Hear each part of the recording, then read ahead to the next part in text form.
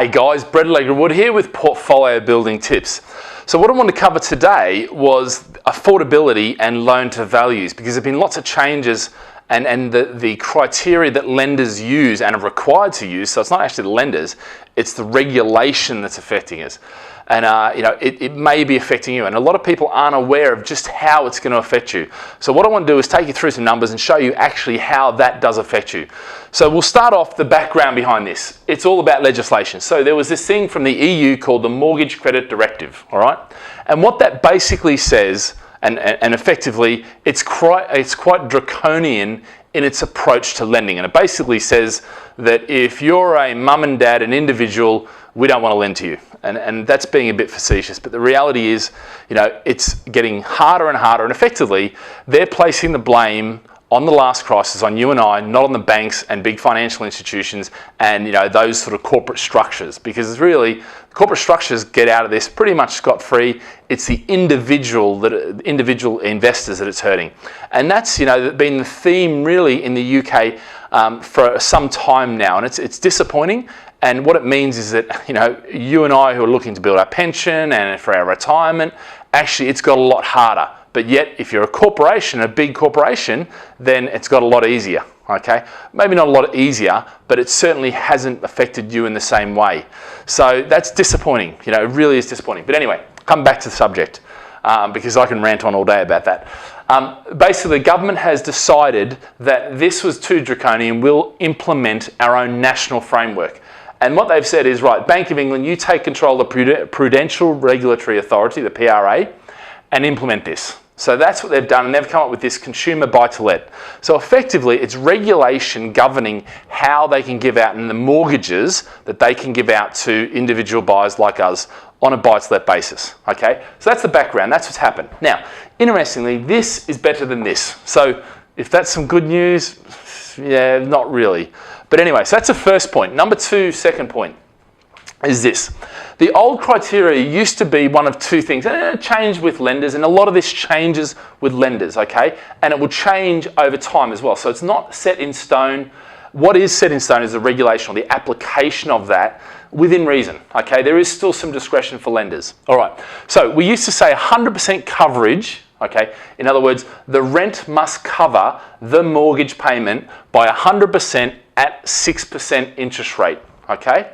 That used to be a standard criteria, or 125% coverage at pay rate, which might have been 4.5%, whatever you were paying, okay? That was a sort of, the commonly held rule of thumb, if you like. That's pretty much out the door now, okay? And we'll look at the numbers in a sec, but effectively the new criteria is 125% at 5.5, and really it's moving to 145% at 5.5. Okay, so I guess it's good news. It's come down from 5.5, but it's still, that's quite high. And this is applied regardless. You can be paying 1% interest rate right now. They still have to apply 5.5%. Okay, so that's how that applies. And look, it depends on the lender's criteria. It always depends on the lender's criteria. So what does it mean? It means you either need to get higher rents to get the same lending, or you've got to borrow less. All right.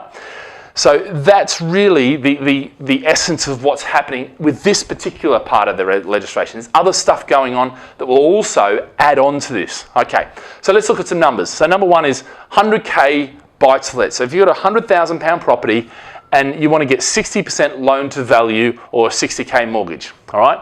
So 60K at 5.5%, okay, is $247 per month. But then you have to multiply it by, in this case, 1.45. So 275 from here by 1.45 equals 400 rent. So your rent has to be 400 on that property of 100,000 in order for you to get the £60,000 mortgage.